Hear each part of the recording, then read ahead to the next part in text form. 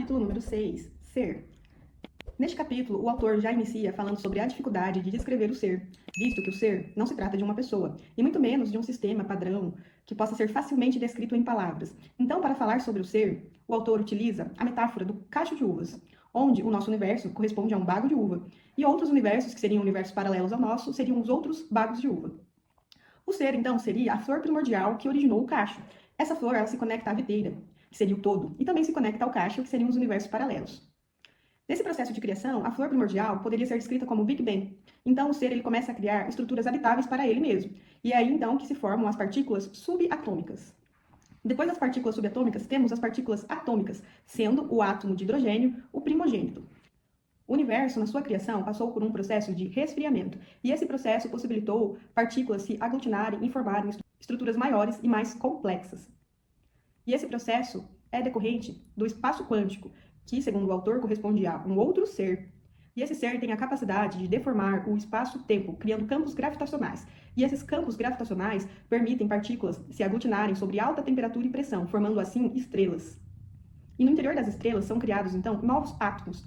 No espaço quântico, estrelas se juntam e formam, então, galáxias.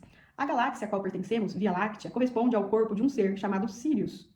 Dentro desse processo de criação, temos, então, os sistemas solares. O Sol do nosso sistema solar é o corpo de um ser, chamado Micael ou Miguel. Existem muitos nomes para o mesmo ser. Dentro desse processo de criação, existem seres que não conseguem ocupar a hierarquia solar, então precisam ocupar corpos planetários. Esses são chamados de gênios planetários. O planeta que a gente vive é um corpo de um ser chamado Melquisedeque. E assim a experiência do ser continua. No planeta Terra, a vida começa se desenvolvendo a partir do reino mineral. Muitas experiências no reino mineral para depois passar para o reino vegetal, depois para o reino animal, até formar nós, seres humanos. Separei um trecho do livro para ler para vocês.